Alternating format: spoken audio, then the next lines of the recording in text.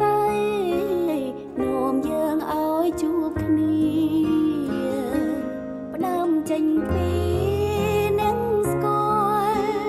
ខ្លាយជាគូសង្សាររហូតរៀបការជាគូជីវិត